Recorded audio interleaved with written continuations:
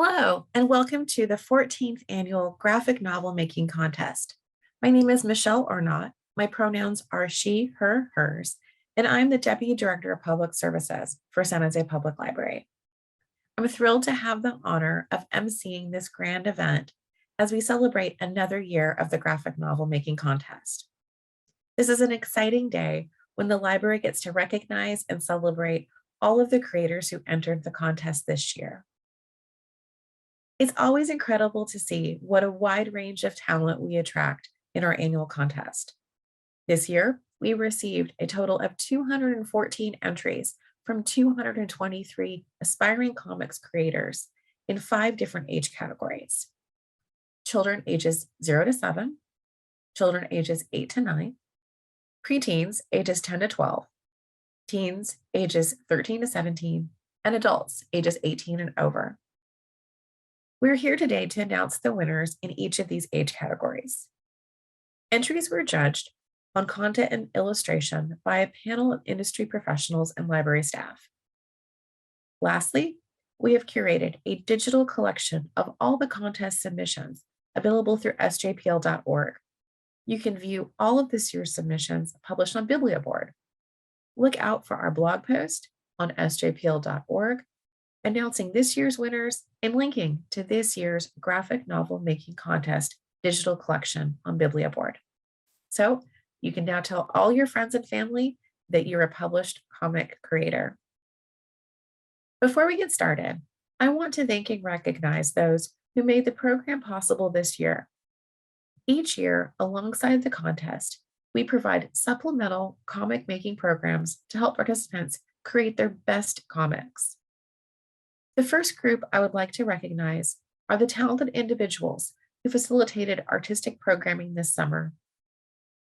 These programs provided professional skills, insight, and fostered creativity. Classes included drawing lessons, character design, comic book workshops, story costuming, comic feedback, and many more. Thank you all for your expertise and inspiring lessons. The second group I would like to thank are our supportive library staff and program hosts, many who facilitated a multitude of programs this summer. Other staff created media and provided website and marketing assistance to help promote and elevate the contest. Thank you all for your support. We couldn't have done this without you. The third group I would like to thank are the 2022 Graphic Novel Making Contest Committee members and program planners who made everything possible. Over many months of work and consideration, these dedicated staff have made this contest into a huge success. With everyone's assistance, we were able to provide a mix of virtual and in-person programs, facilitating 63 programs to over 1,000 program participants. And that doesn't include the contest participants or the 970 sketchbook kits all library branches provided to our aspiring artists. I would like to recognize and thank our sponsors who supported the contest this year in a variety of ways, from providing amazing prizes to hosting programs and helping judge contest entries. We'd like to thank San Jose Public Library Foundation, Sakura of America, Elusive Comics and Games, the San Jose Museum of Art, Penguin Young Readers, Algonquin Young Readers, and Oni Press. And finally, we are very excited to present our distinguished guest speakers from a variety of professions within the graphic novel and comics industry. They will be providing insight and inspiration for all our contest participants and anyone watching this who is a future creator. Today, we have the pleasure of hearing from Amanda Castillo, a cartoonist and illustrator. They are the artist and co-author of the new graphic novel series, Mapmakers. Dana Simpson, creator and cartoonist of the syndicated comic strip and best-selling series, Phoebe and Her Unicorn. Josh Trujillo, writer for comics, video games, and more. He has worked with Marvel, HBO, Netflix, DC Comics, and many others. And Malaka Gharib, journalist on NPR's Science Desk, and author illustrator of the acclaimed graphic novel, I Was Their American Dream. But before we hear from them and announce our first group of winners, I would like to make some contest announcements. First, all participants will be able to pick up their prizes at their chosen San Jose Public Library location after we announce all the winners in all age categories at approximately 3:15 p.m. today. All winners and honorable mentions will be contacted by email after the ceremony to learn how to pick up their prize bundle at their chosen San Jose Public Library pickup location. A recording of this ceremony and other graphic novel making contest news can be found at sjpl.org/graphic novels. Check the webpage regularly throughout the year for upcoming programs, contests, and reading lists related to comics and graphic novels from San Jose Public Library. Okay, now it's time to announce our first group of winners for the graphic novel making contest. We will start with our youngest winners from the children ages 7 and under category. Our first honorable mention goes to Eleanor Sugi Schneider for the entry entitled A Crow.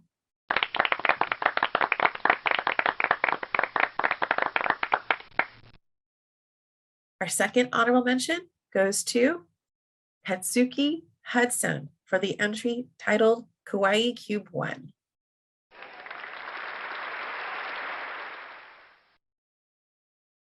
Third place goes to Sasha Arone for the entry titled The Chili and His Friends Paint Together.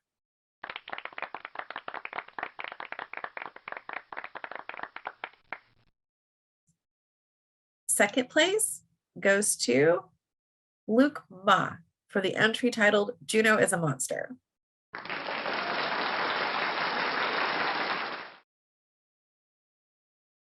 And first place goes to Kyle Doe for the entry titled The Dream to Vietnam.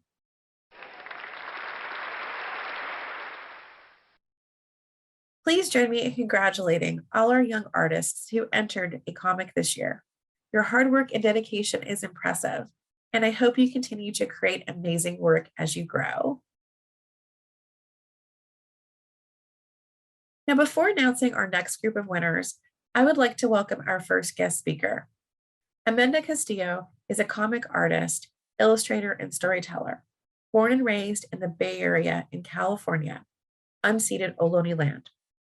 Prior to working on graphic novels, Amanda had comic work featured from notable publishers, including Boom Studios, College Humor, and Lion Forge.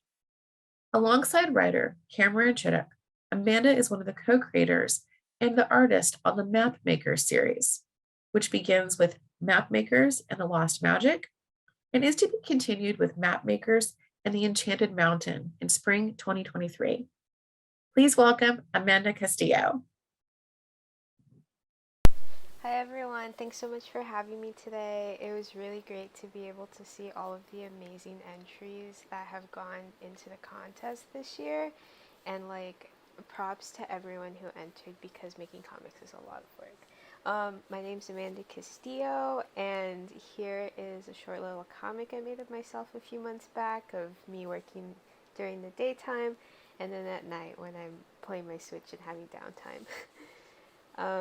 So who am I? I am Amanda, and I am a cartoonist and illustrator based here in the Bay Area, actually just a little bit north of San Jose in Newark. I'm currently the artist of the Map Makers series from Random House Graphic, and previously I published comics work with Boom Studios, Lion Forge, and College Humor. But I wasn't always there, and like every single one of you who entered this contest this year, I started out as just a young artist. When I was a kid, I was really into a lot of games, a lot of manga, a lot of anime, and so that's just kind of reflected in my early work. I liked a lot of Pokemon, I liked Cardcaptor Sakura, I liked everything I could get my hands on that was like a captivating world where you could just immerse yourself. And then here's more early art. But I think like one of the things that I noticed looking back on my early art is that I always kind of just drew what I really liked and what I was into. And I think that's something important that would come up along the line or along the way into becoming a professional artist and helping me realize like what it is that I want to do and what kind of work I want to make. Um, but I didn't get into comics when I was young, like all of you. I got into comics later, a little bit later, when I was in high school. Um, and it was just like a little bit of an exploration. So, this comic here is one that I made when I was a senior in high school about the California drought. So, I was kind of using it as like this speculative, like, way to get my ideas out about the world, about different stances I had. And that was just one way. I also used comics back then to just like make fun little stories. This one was a story that I made about a dream that I had, and I was really itching to get it down on paper. So that's just two of the things that like comics can be used for, and I think that's kind of what drew me to them to begin with, was that they were so versatile, and you could use comics as a medium in like various ways to tell a story, to get ideas across, to share opinions, and I think that's part of what kept me drawn into comics as art. And then I went to college, and oh, sorry, backtrack a little bit. So when I was in high school, I also made my own characters, and that was like a really big thing. Um, but that eventually became like a really big part of my work. So I have these characters that I've had since high school, and I'm still drawing them today, as you can see on the left. And that kind of just goes back to drawing what I like, and like knowing what I enjoy, and knowing what my interests are, and how much that fuels my passion for telling stories and making work. Um, so now we're at college, and those characters eventually became a really big thing for me in college because I went to art school, and I didn't go for comics. I went for illustration, so it was much more generalized. And that meant that I had less time for my own work, and it was a lot of working on schoolwork. And you know how it is when you have homework, you have projects, and the like. And it's sometimes hard when you don't have the time to keep up with the things that you like to do. So what I started to do was I started making my own self-published comics, and this was all done on the side. Sometimes during breaks, sometimes like on my free time, because I knew that I wanted to tell these stories with these characters that I liked, and I really liked making comics, and I didn't always have the room to make comics, so I took it upon myself to make it happen during my free time. And it just kept happening every year, and I just fell more in love with making comics. And as you can see here, I have the first published comic I ever did on the left. And then as the years went along, I kind of just kept expanding upon these ideas, and it was just all done like self-driven, and it was just like the passion and the interest that I had in doing this kind of work that kept me going. And the great thing about being in college is being in an area with like-minded people, so you could get feedback and you could get encouragement, and you don't need school for that. You just need to know like where to find people who have the same interests and share the same ideas and goals. And so when I was in college, I also worked on the left with some classmates of mine, and we made a comics anthology, and that was a lot of fun. And to be able to like share ideas and work together with different people um, is just like part of what makes comics fun, because comics isn't always a solo project. You might be the only artist and writer on the project, but sometimes you work with an editor. Sometimes you work with a writer if you're just the artist, or vice versa. And the collaborative process is part of what also keeps me in, is that it's so much fun to be able to work with others and bounce ideas off and create this story together that you wouldn't be able to think of all by yourself. And then I also started making um, fan comics. So on the right, we can see a fan comic that I made, and it's just comics is just a medium where you could just explore all these different ideas and like how you want to, and it's just that's I don't know, like that's just like that's what keeps me interested, and it's like there's so much versatility. Um, and so with these two slides, oops, um, I published these comics and I sold them. I went to conventions. I went to comic conventions, and this is also where I met a lot of the same like minded people. And that's one of the most important things that has happened to me is being able to go to these comic conventions and meet people who have the same interests as me, who love these stories that other people are telling. Um, and like people come from all different backgrounds. Like it's just such a great way to get to know people who are your peers and just make friends, and your friends will be your biggest supporters.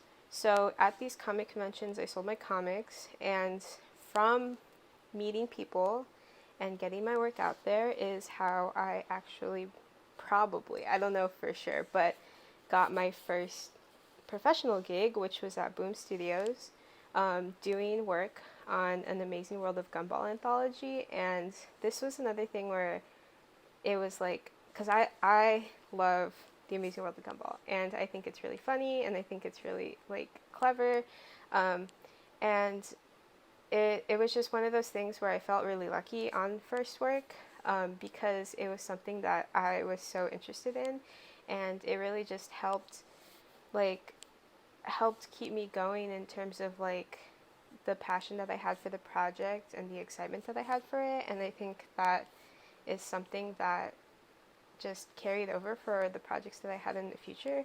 Um, but it's just like, yeah, it was a great first project, and it was actually so my editor on this project was the one who reached out to me for now where we're going into my work on map makers. And map makers is another one of those things where once again like I found myself going back to what is it that I like to draw and what is it that I'm interested in.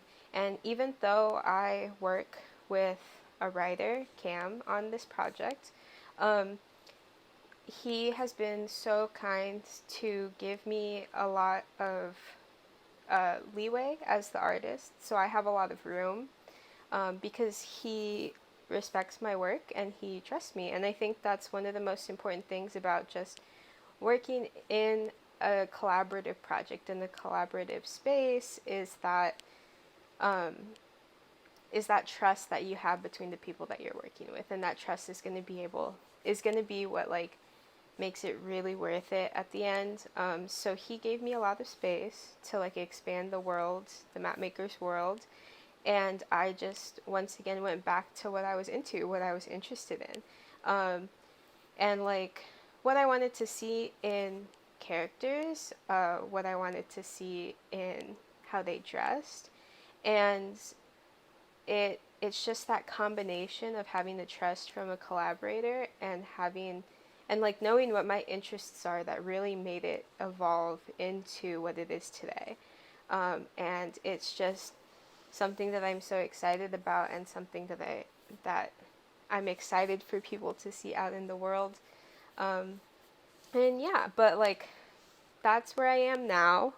Still working on map makers and still kind of like funneling this like idea of what I'm interested in and keeping that so integral into my work. Um, and just remembering why I do this and like how much fun it is. And I think at the end of the day, the greatest thing about making art and making and the work you make yourself is like just do what you're interested in, and like you can't always do that for every single situation, but at least for your own personal projects, like do what you're interested in, and know and what you like is gonna be the thing that you're gonna feel the most passion for. And I think remembering to stay true to yourself when you make work is going to be one of the things that carries you much farther than you think it would. Um, so yeah, that's where I am with map makers. But then I also just wanted to go into like the idea that my own personal work. Oh wait, sorry. This is just the layouts. So layouts, pencils, inks, and then color final for map makers. I just always think it's really fun to share a um, process shop, because it's like people don't always see what the what comics started out as. You don't really see you don't always see the process of a book being made, and I think it's really fun to share that with other people so that they can get inspiration from all steps of the way. Um, so now moving into my own personal work, mostly just like exploration stuff right now, but I think one of the things that interests me a lot as well is like how can you play with comics as a like experimenting with how it can exist on a page, like composition, movement, and all of that stuff. I think it's really fun to explore like what is it that makes comics, and like what makes it so exciting, and like what is it about comics that makes it unique in its own. And that's just something I like to explore myself, in like my own personal projects, and then seeing like how far I can take it, like how much can I grow outside of what I know, and like breaking the boundaries. And I think like not being afraid to experiment and to like get outside your comfort zone, um, as well as staying true to like who you are and what you like and what you're interested in, and knowing um, what it is you want to see out of the work that you make. I think finding a good balance between those two is just going to take you so far. But yeah, that's it from me. Thank you so much for having me today and for listening. And congrats again to all of the winners for the contest and just everyone who entered. Like, making comics is such a huge feat, and it takes so much work, and I am so proud of every single one of you. But thank you so much.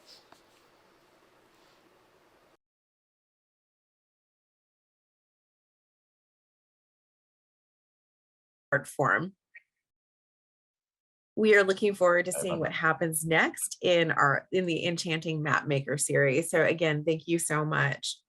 If you have any questions for Amanda Castillo, you can put those into the Q&A at the box at the bottom, and your question may be asked at the end of the ceremony during our Q&A panel. Now it's time to announce the winners in the children ages 8 to 9 category. Our first honorable mention goes to Heng Sheng Mao for the entry titled, "Oh No."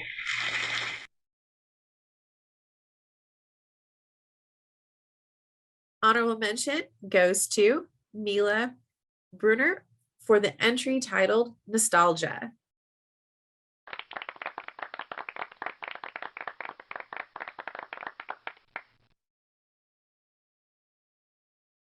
Third place goes to Bella Chang for the entry titled, "Sunny Daycare, Stars Prize Return."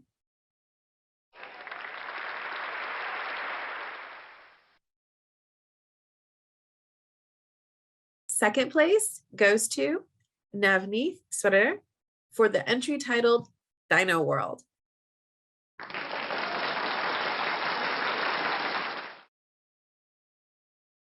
And first place goes to Ashani Vinod for the entry titled, "Who's the Greatest?"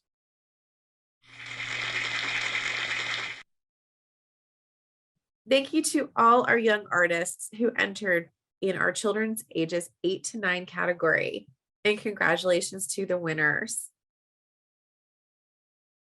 Now, our next guest speaker will be a familiar name for many of our younger viewers.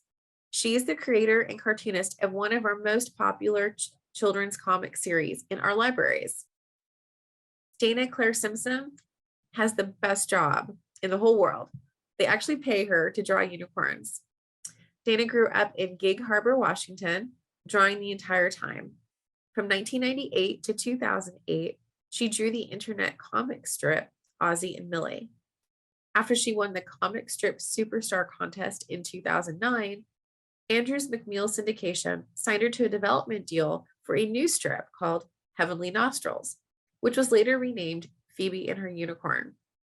It's now syndicated in hundreds of newspapers and has been collected in 15 best-selling books.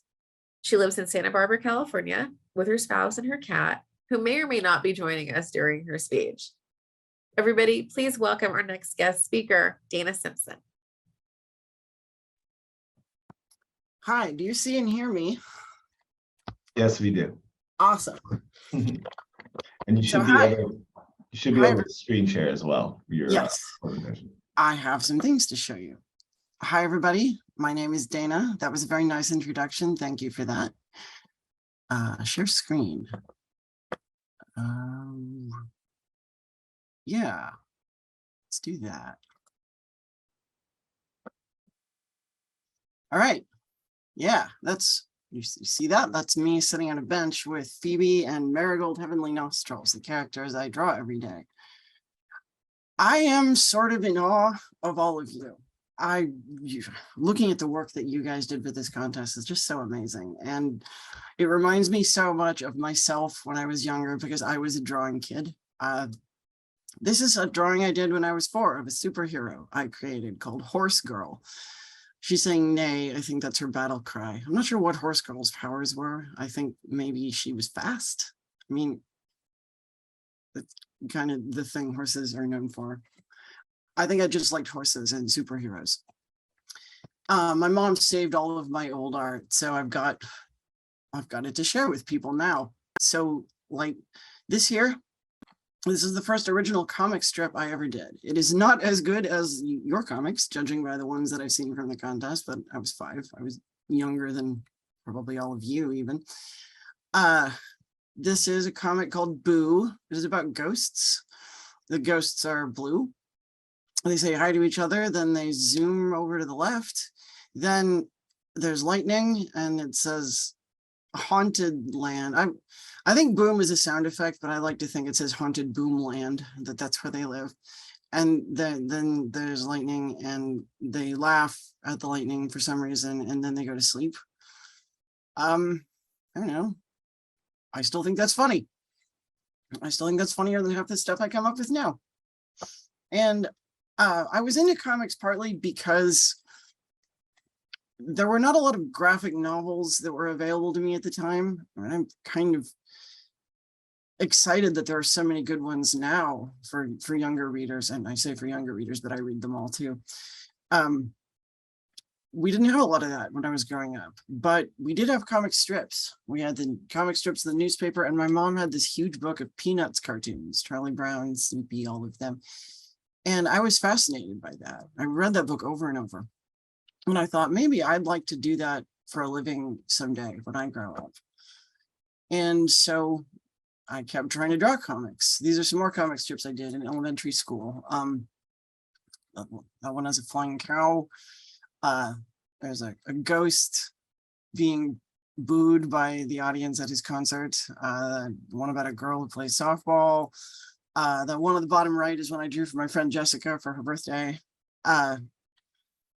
Yeah, I had it in my mind the whole time. Maybe someday somebody will pay me for these, but mostly I just drew them for myself. Like there weren't any contests to enter yet. There was no place that I could put these or anybody would look at them. I was just sort of drawing them.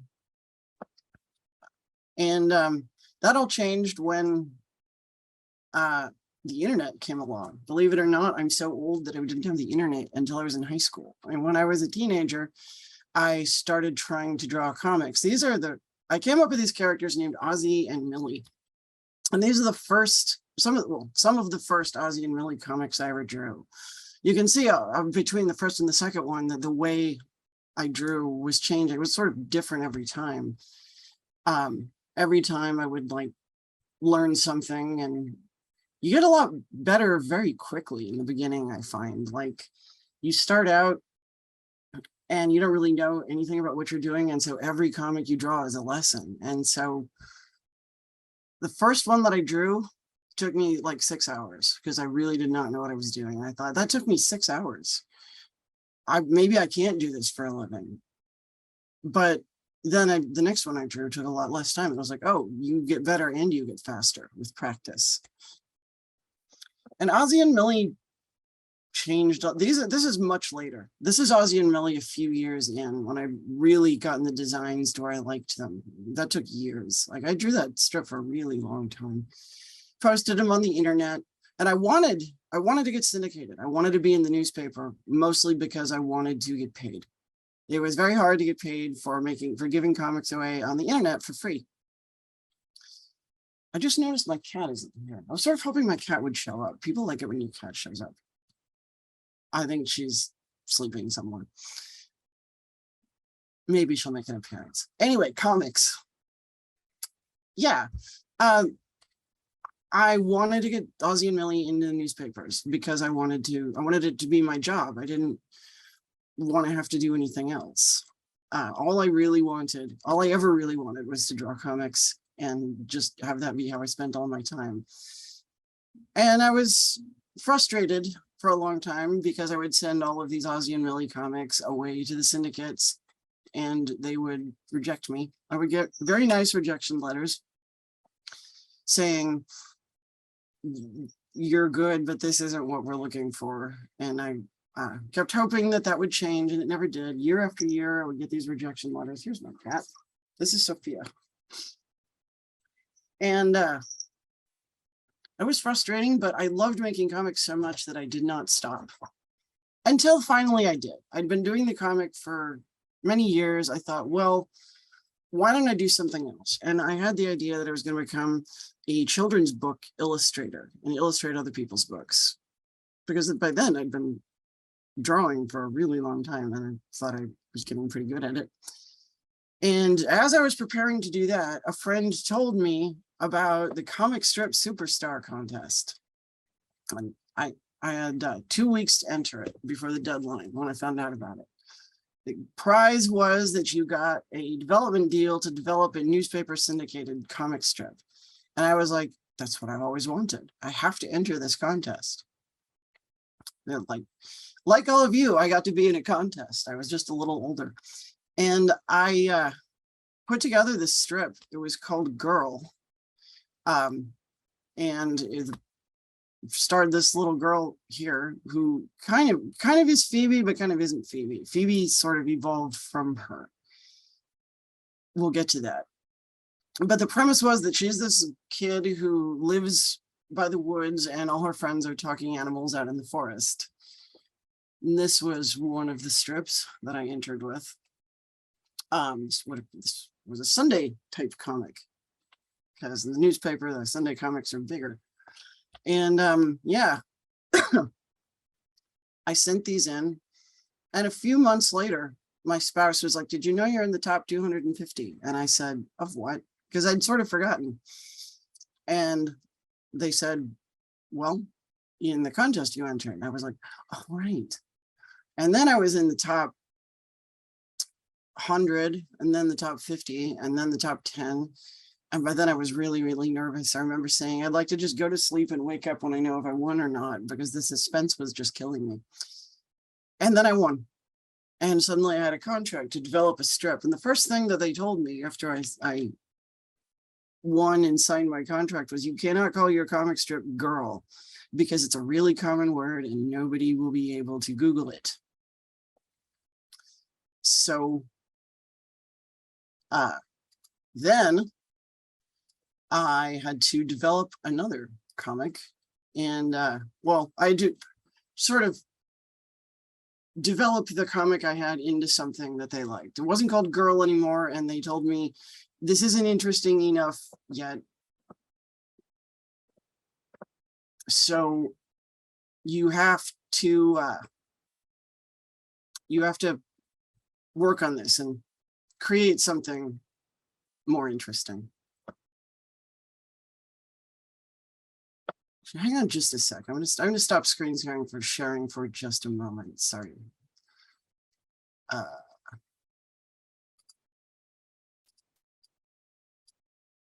Sorry, something's just bugging me here. I have to fix it.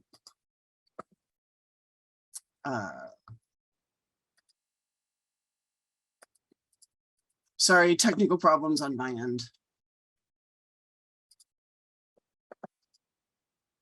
Okay.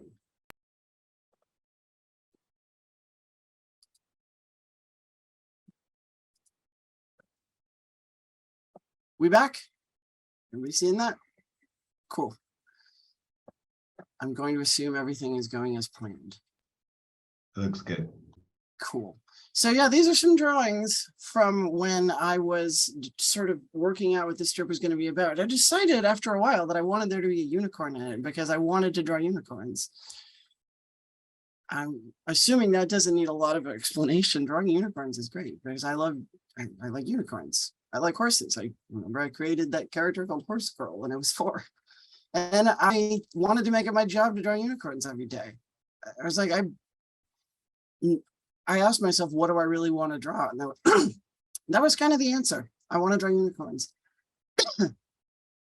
So these are some ideas for what my unicorn might look like. I named her Marigold Heavenly Nostrils, which is the name I got by typing my name, Dana Simpson, into an online unicorn name generator. And I thought that was great. So I used it. I still think that's a great name.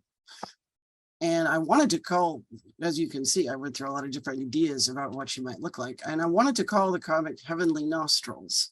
And they said, when we run it online, you can call it whatever you want. But when we launch it in newspapers, we're going to make you change it because that's a weird title.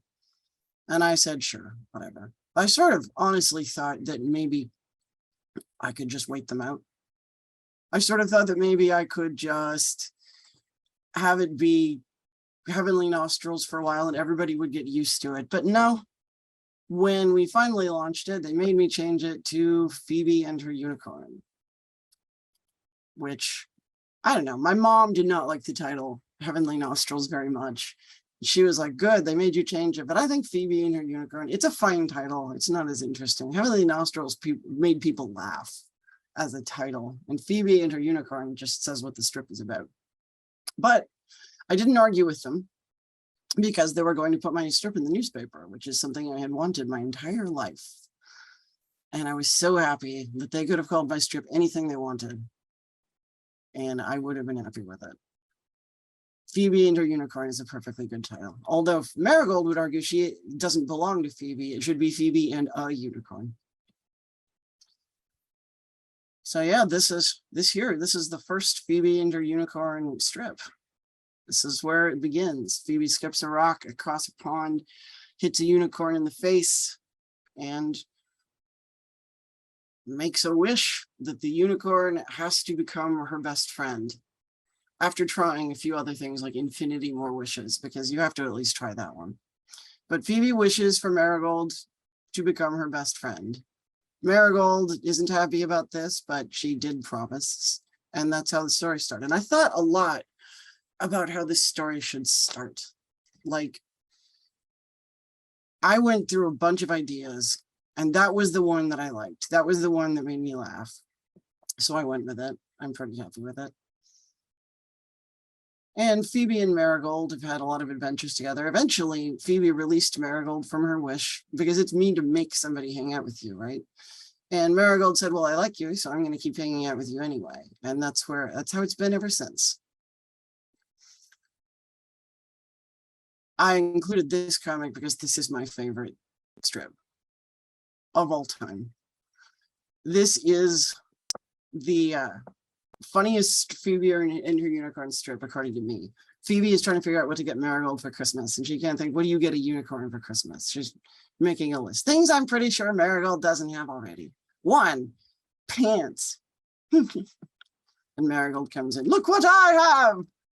That's my Marigold voice. And Marigold is wearing pants, so Phoebe crosses it out. I don't usually laugh at my own comics. I always laugh at that one. So I make all of my comics digitally. I make them on my computer. And I use a program called Clip Studio, which used to be called Manga Studio. But they often start out on paper. I have a notebook I carry around that I sketch ideas into. They look like they do there at the top when I sketch them. They're really rough. I'm just sort of getting the idea down so I'll remember it later. As you can see, between the sketchbook version of it and the bottom is when I started actually drawing it on my computer. You can see I decided that Phoebe should be walking in the other direction. Stuff like that happens. And I draw them in my sketchbook. And then I sometimes, that one has actual drawings in it, which I think is why I picked it. Sometimes I don't even draw the characters. Phoebe is just a talking letter P. Marigold is just a talking letter M. It's just enough so that I know what's happening, and also so that my editor will know what's happening. I have an editor, her name is Sheena, and I send her my ideas and she tells me, sometimes she just says, that's good, go with it. Sometimes she says, you can't do that, or not very often. I'm good. I know what I can and can't do. Sometimes though, she'll be like, would it be funnier if this happened? Or I don't think Marigold would say that. Maybe she'd say this other thing. In this particular case, she didn't say anything like that. She said, yeah, sure, go with it. This is from a storyline from a few years ago where Phoebe bumps into Marigold's large invisible thing. Marigold doesn't know what it is because it's invisible. I thought that was funny. And this is the first strip from that. And yeah, that's the sketchbook version of it. And then that's the version of it from when I started actually drawing it. And this is what it looks like when I am working on the comics. The one at the top is the version that I send in. I color my own Sunday comics. The daily comics, a person in Kansas City who works for my publisher colors for me. That's the one part of my job I don't necessarily always do. Somebody else does some of the color because I have to have a comic every day. If I had to color them all too, I would never have time to do anything else. I have great admiration for people who have time to do all their own coloring, but I like to go outside sometimes. I live in Santa Barbara, California. It's very nice here. Not at the moment. It's cloudy right now, and it's too hot. But usually it's nice to go out. Nice to have time to go outside. So Spencer does my coloring for me. And as you can see, he did a pretty nice job with this one. And he has like I told him what color everything is, like the tone for Phoebe's skin and her hair. And Marigold is really easy to color because she's just white. She's the easiest cartoon character in the world to color. Yeah, the version at the top is what happens when I color the sketch that's on the previous page. Or when I ink it and drop the grays in and then Spencer colors it. And this is all of the books that I have. It is so many books. Because if you do a comic every day, you pretty soon you have a whole lot of comics. And so we come out with like 2 of these books a year. And the most recent one is there. It's called Unicorn Selfies. Somebody asked me if I could name all of my books in order recently, and I could not do it. There's just so many of them now. So that is the story of how a girl named Dana, who drew comics from the time she was a really little kid and used to draw internet comics and dream of someday being in the newspaper, got paid to draw unicorns every day. And I have the best job in the world. My advice for you young people who love making comics is just keep doing it. Things have a way of working out. Thank you. Congratulations to all of the winners. I hope that was long enough. I hope that was interesting enough. I'm really happy to be here with you all. Thank you for having me. Congratulations again. Thank you so much for sharing, Dana. We love to hear about your experiences and artistic journey and sharing all the magic of unicorns. And I love hearing about the process of the weekly syndication. It's absolutely fascinating. And so I'm sure that other people have a lot of questions for you too. So please, if anyone has questions for Dana, drop them in the Q&A and stay tuned after our ceremony for the live Q&A. Now, let's continue to celebrate our amazing participants by announcing the winners in the preteen, which is ages 10 to 12 years old category. Our first honorable mention goes to Abigail Sinal Jung for the entry titled Toki and Horonji.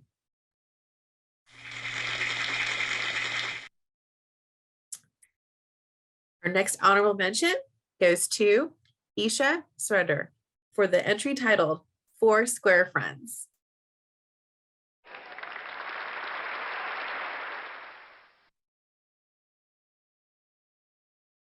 Third place goes to Abigail Yiman Lai for the entry titled Marsh the Friendly Ghost.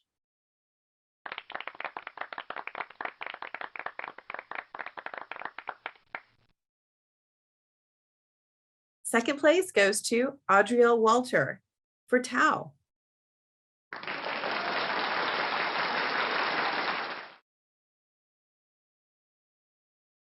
And our first place goes to Oliver Yao for the entry titled Octopus Invader.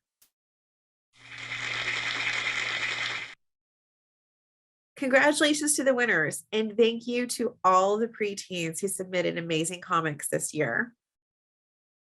Now, our next guest speaker is a writer, editor, and narrative designer based in Los Angeles with an outstanding resume. Josh Trujillo has worked with DC Comics, HBO, Netflix, Telltale Games, and more. He has written for numerous series and characters, including Superman, Wonder Woman, The Flash, Adventure Time, and Rick and Morty. Last year, Josh co-created a new Marvel character in the United States of Captain America, and he's the new writer for the Blue Beetle series, debuting later this year. He's the creator of the colorful children's book, Lost Beast, Found a Friend, and the sports comedy graphic novel, Dodge City. He's also contributed to the award-winning LGBTQIA+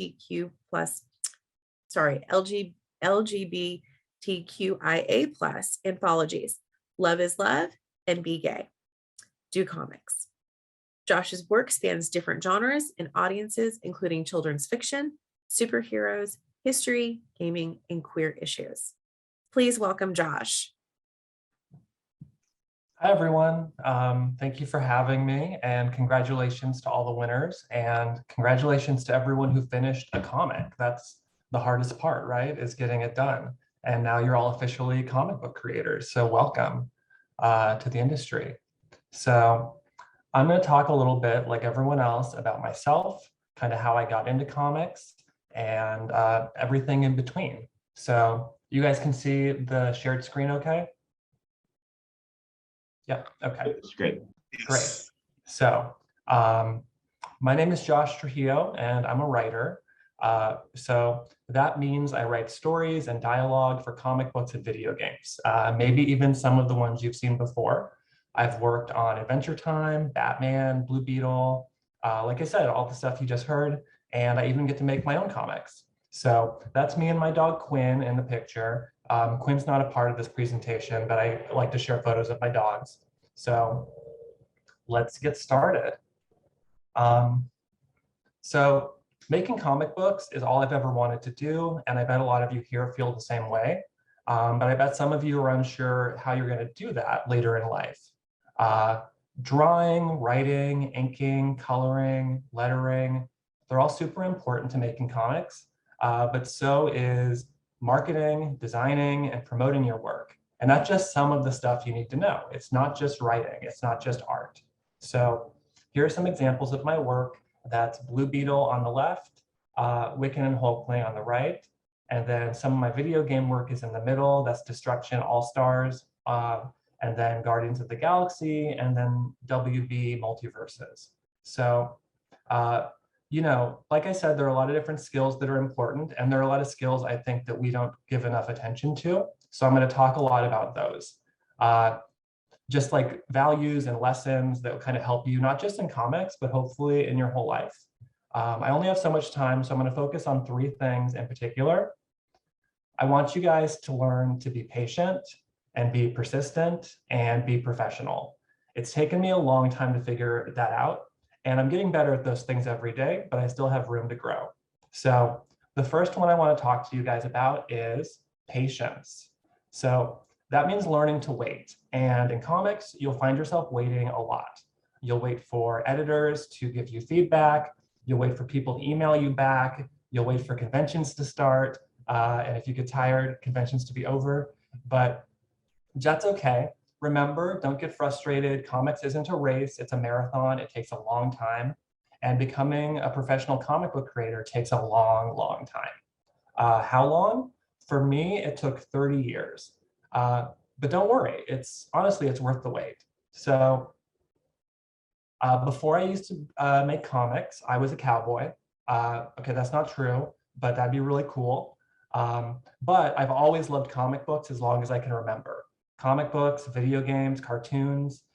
Before I knew how to read, my grandparents would sit me on their lap and read the daily comic strips to me out of the newspaper. So they would read Snoopy, Garfield, Blondie, and Calvin and Hobbes. And every day we'd keep up with their adventures and what they were doing. It was so exciting to me to see how the art and the pictures kind of connected. For me, it was like magic, because especially at that young age, I didn't understand that someone was behind the scenes making those comics. So once I learned to read, I started to notice names in the credits. So people like Charles Schulz, Bill Watterson, Lynn Johnson, they worked really hard to make things that were really special and really entertaining. So I soon kind of figured out that for every Garfield comic strip, there was a guy, Jim Davis, who had to sit down, think about it, and draw it. That's kind of when I realized that I could make my own comics. If I worked hard at it, I could make stories that are just as funny or clever as my heroes did. But, you know, I'm like 5 years old. I don't know how to draw and I don't know how to write. So what do?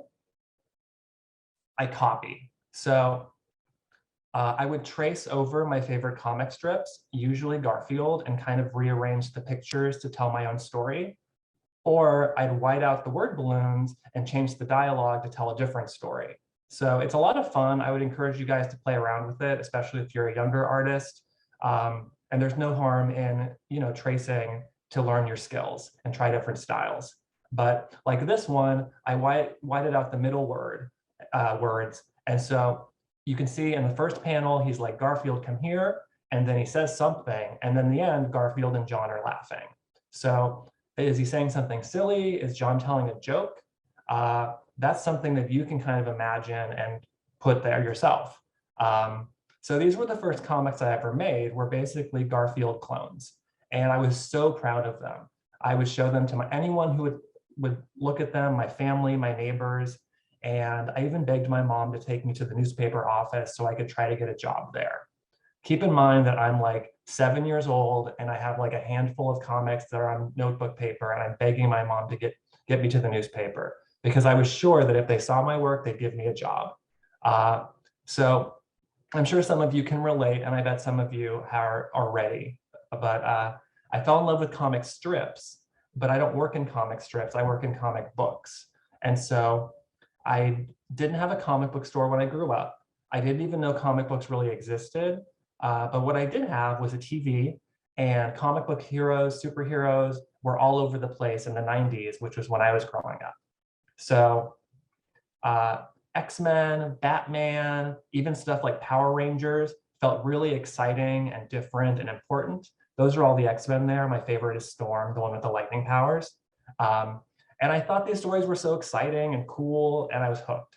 So once I learned that they came from comics, I can't tell you how excited I was, because it was combining my new favorite thing, superheroes, with my old favorite thing, comic strips. So I begged my mom to find a comic book shop near us. And when we got there, I saw that there were hundreds, if not thousands, of different comic book heroes. We didn't have a lot of money growing up, so we kind of had to get the cheap comics from the quarter bin. But I didn't mind because they were comics. They were my comics, and they were my inspiration.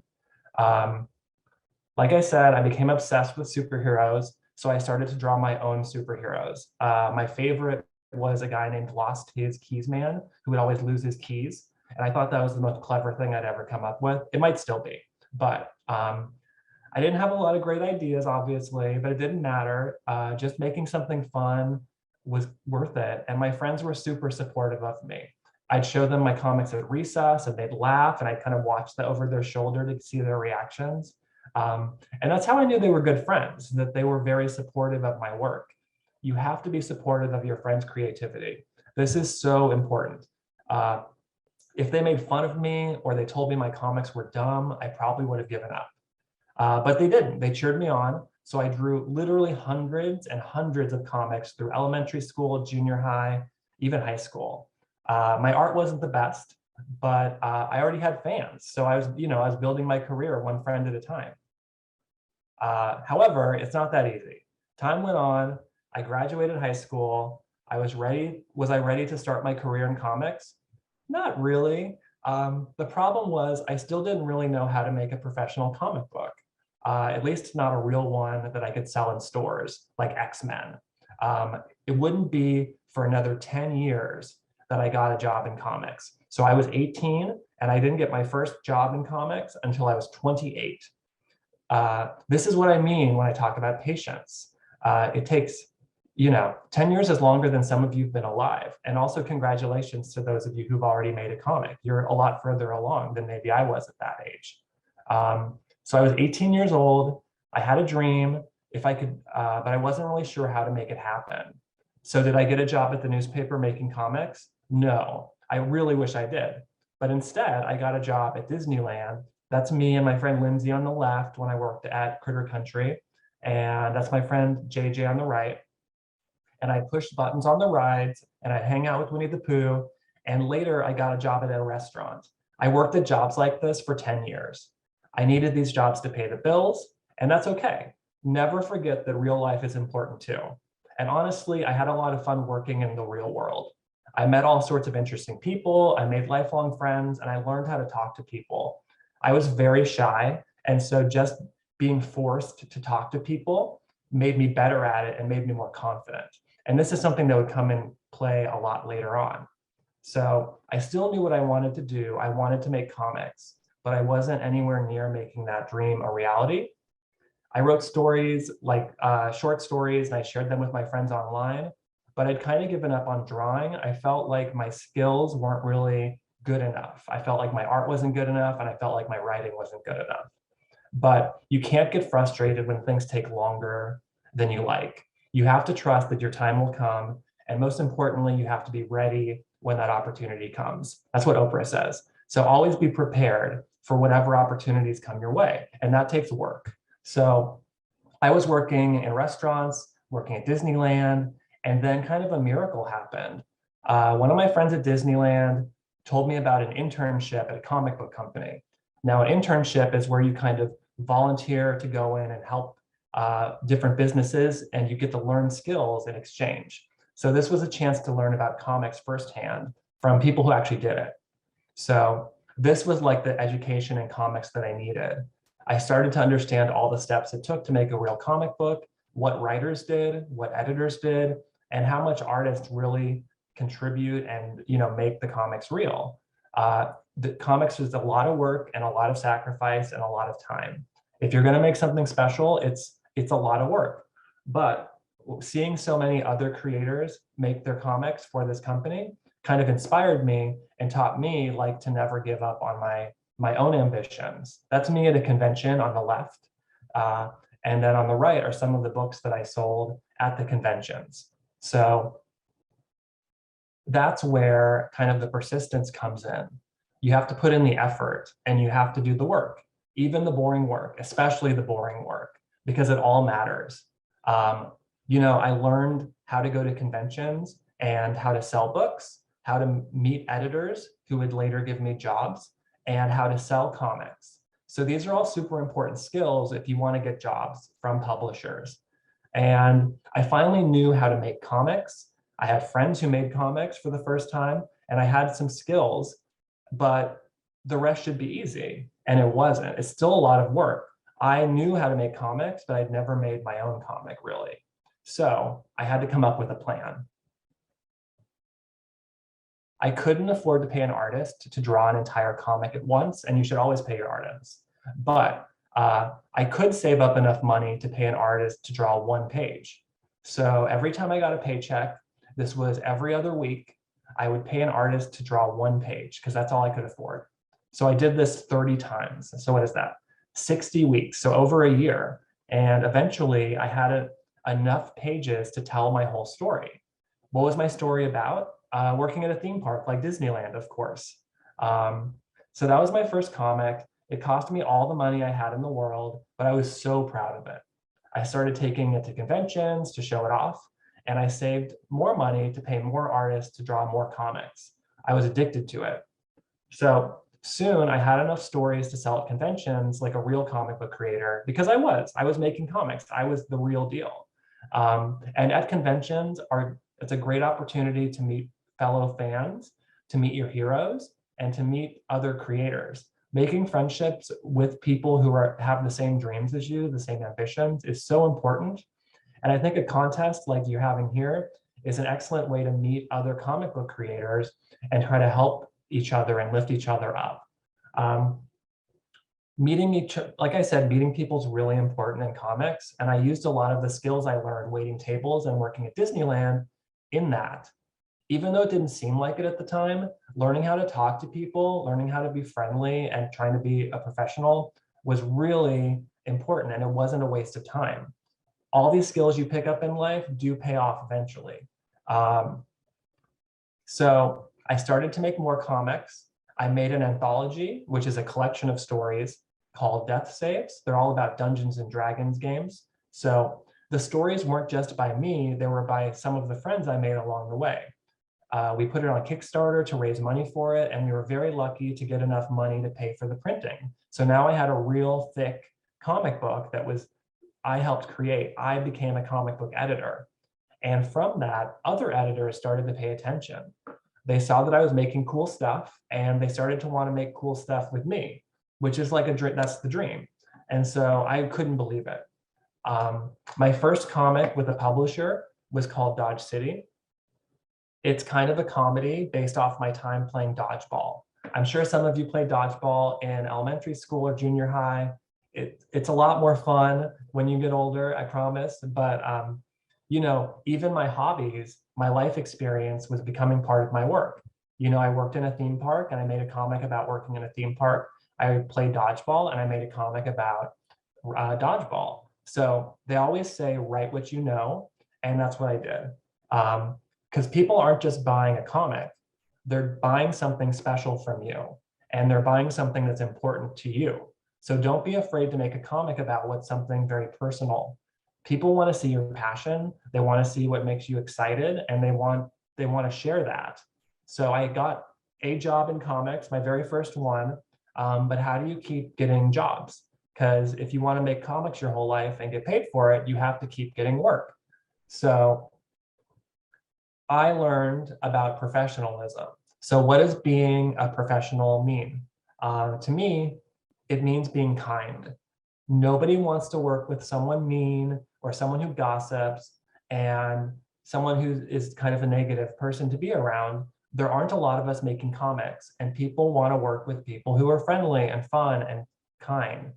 But they also want to work with people who meet deadlines, who are respectful of one another, and people who have a lot of experience. So thank the people you're working with. Like I said, support your friends' work, make friendships with other creators who you respect, and all of that will come back and positively help you. I'm sure the other speakers today have a whole list of friends who make comics that they get along with, that they share work with. And so I would encourage you, even at your young ages, to do a lot of that.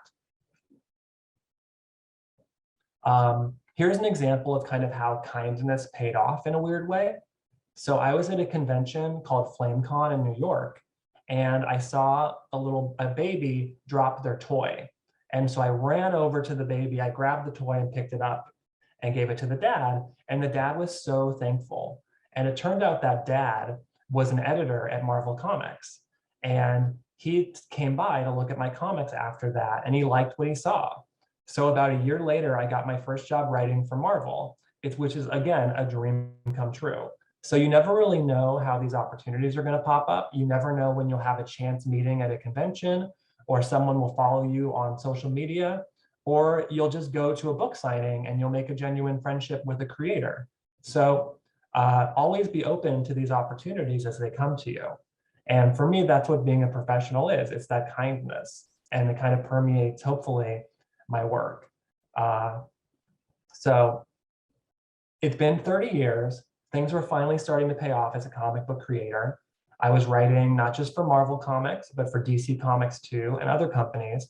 I got to do, like they said, a new Captain America for Marvel.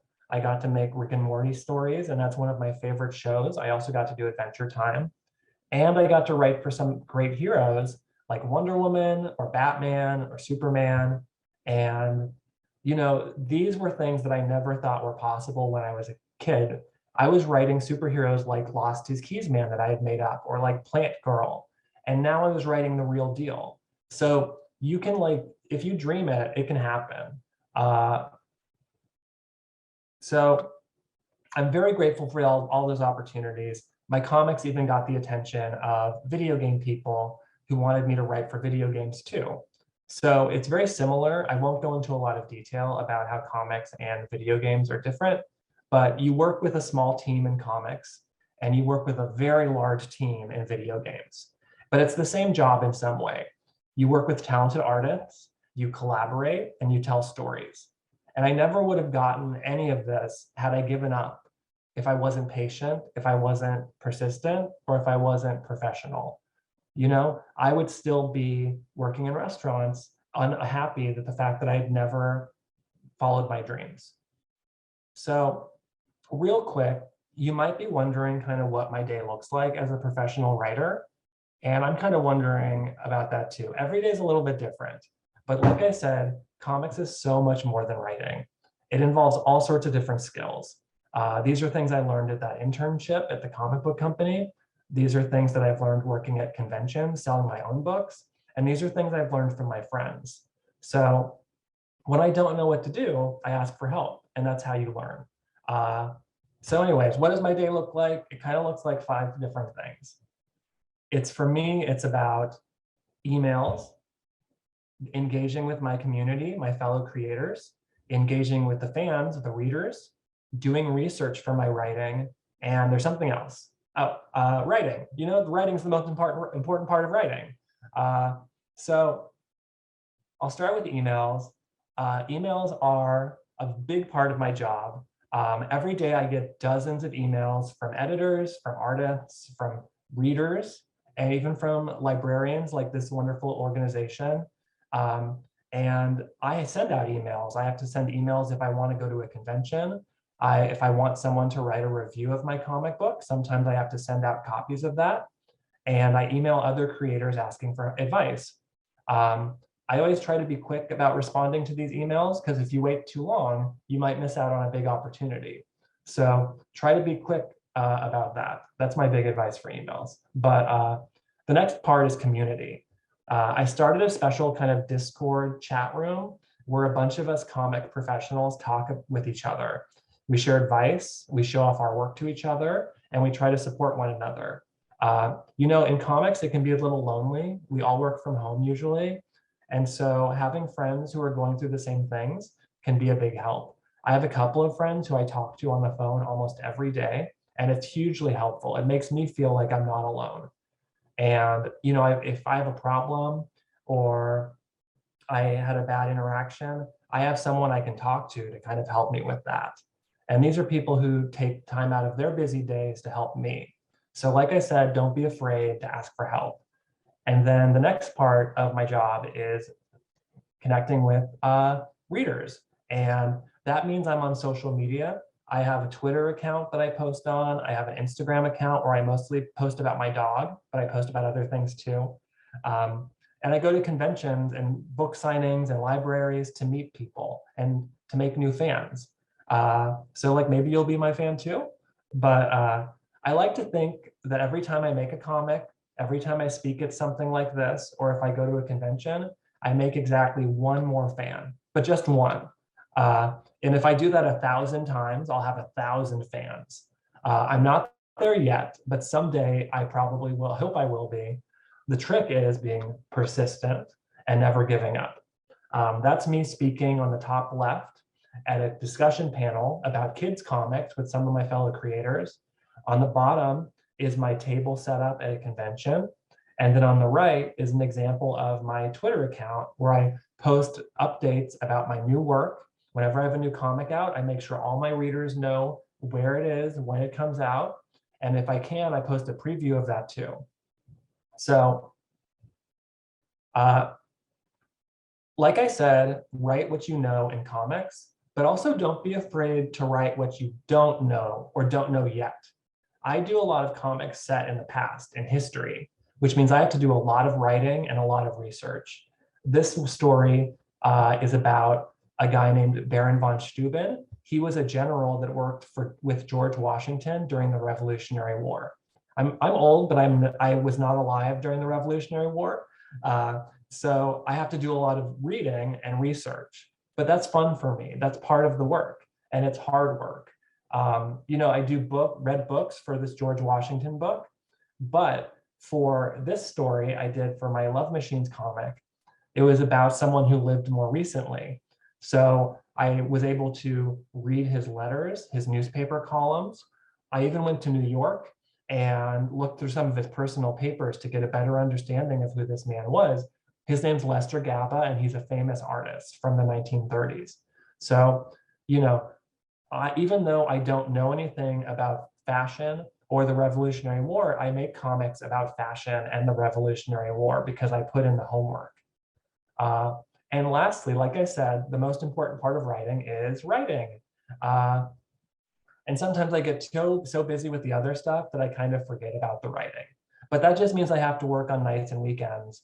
And that's okay. I mean, I'm doing what I love, and it's worth the extra effort. So I wanted to do a quick run through of kind of how a comic gets made from the writer's perspective. And you've already seen kind of how it works in comic strips as a writer artist or as an artist in a graphic novel. And this is for more of a standard comic book that you might read from Marvel Comics. So this comic is about these two characters. That's Wiccan on the left, and that's Hulkling on the right. And they're superheroes, and they live in space. So here's an example of that script. You can see here, I describe everything I want to happen on the page. I write all the dialogue, all the sound effects, and the art descriptions. So my job as a writer is to make my ideas as clear as possible to the artist. It also doesn't hurt if you make the script fun to read, because you have to remember that even though it takes me a long time to write, it often takes the artist that much longer to draw. So be respectful of that.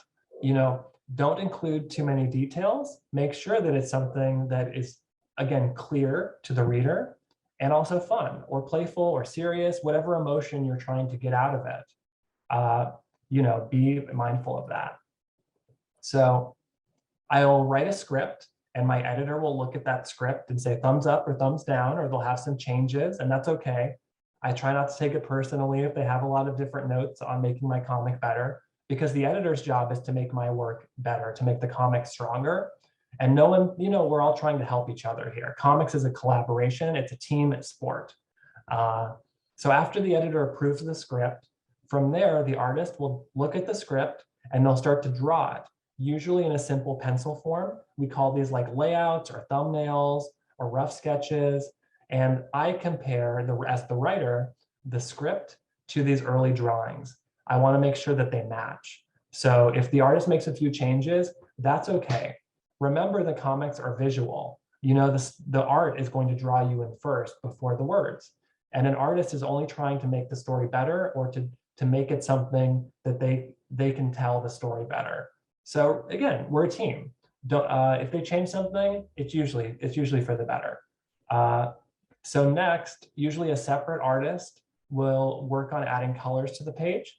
We call them a colorist. Color does a lot to set the mood. Here, it's kind of like blues and magical and exciting. But if it was red or dark magic, you would see a different color. So that would set a different tone. The colorist has to read my script and look at the art and try to match up the colors. to the emotions we're trying to experience in the comic. I'll give feedback on colors, but usually I leave that part to the artist. And really colors are their own form of storytelling too. It's exciting to see it all come together. And once we see the colors, it almost feels like a real finished comic, but we're missing a step. And that step is the word balloons. And a separate artist, a letterer, will add to all the word balloons, all the dialogue, and all the sound effects. So that little pop that you see on the page, that's what a letterer does. They go into the computer or they hand draw it and they make the text and the dialogue. It's a very hard job and it's very important in comics. This step, the lettering, is probably the most important part of my review process because I work so closely with the letterer to make the script as smart and strong as possible. And it's also your last chance to make changes. You know, you can change dialogue at basically up to the last minute to make the story stronger. And then at the end of the day, we have a finished comic. So this Hulkling and Wiccan comic is already out in the world. You can read it now. And it's because of the team that I worked on. It was me, it was Jody Nishizima for the artist, it was Matt Miller for the colors, and it was all Ariana Mayer for the letters. So that's kind of my journey in comics and kind of the skills that I've developed along the way. And I would encourage you again to try to be patient, be kind, and be professional. And I think those skills will help you not just in comics, but kind of further in your career as well. So thank you for your time. Again, congrats to everyone for being a part of this competition. I certainly wish that I had something like this to inspire me when I was younger. And that's my dog Pretzel. He's not really relevant to this conversation, but I like to put pictures of my dog and everything. So thanks again, guys. And I look forward to seeing the rest of the winners. Thank you so much, Josh, for talking about your writing experiences. And I love the patience, persistence, and professionalism. I think it's really inspiring. We are really looking forward to also the new Blue Beetle series, which will come out later this year. A reminder, if you have any questions for Josh, he'll be answering those during the Q&A at the end. We're now going to take a 5-minute intermission. So please enjoy the cover art and images from some of our submissions this year, and we'll be back in 5 minutes.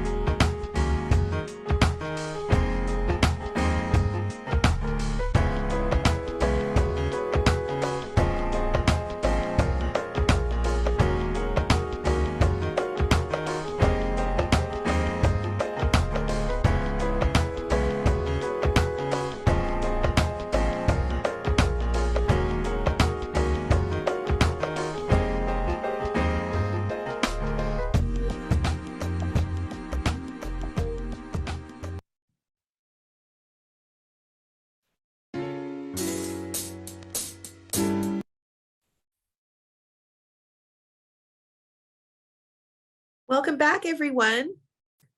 We'd now like to recognize all those who participated in our first ever cosplay on display program. San Jose residents were encouraged to dress up and pose with their San Jose Public Library card. Patrons and staff sent in their favorite photos. We received 28 photos from 22 participants. Photos will be viewable on biblioboards through the library. So thank you to all who participated. If you're excited about these photos, stay tuned because next year we'll be bringing this program back for the summer of 2023. Participants will be able to claim their gift at their chosen SJPL location once the winners of the graphic novel contest are announced at the end of the presentation today. Here are the wonderful cosplay photos that we've received over the summer, and it's been such great to get to see them. And we definitely look forward to more cosplay showcases in the coming years.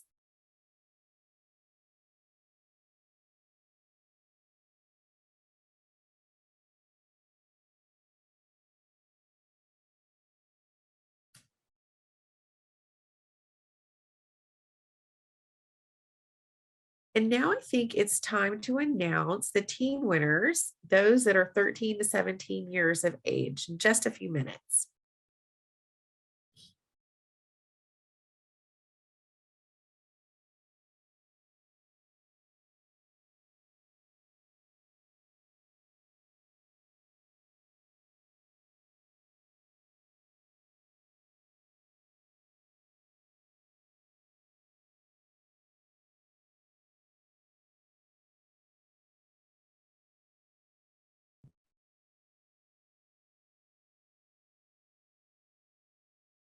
These photos are all so amazing, and I wish that my family and I would have done an entry for this. They're just so great.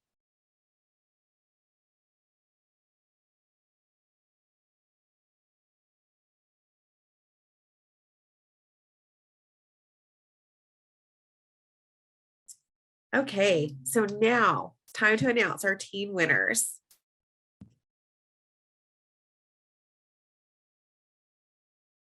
Our first honorable mention goes to Natalie Walter for the entry titled Knight's Pizzeria.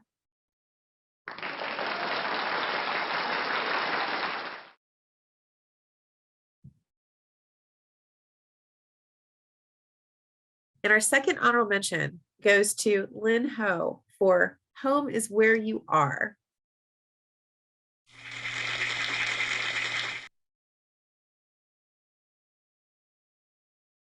Third place goes to Emma Yen for My Definition of Music.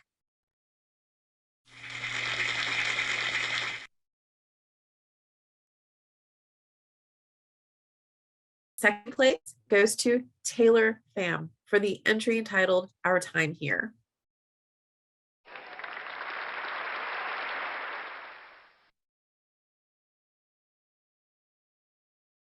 And first place goes to Veronica Yakovitz, The Spark in My Life.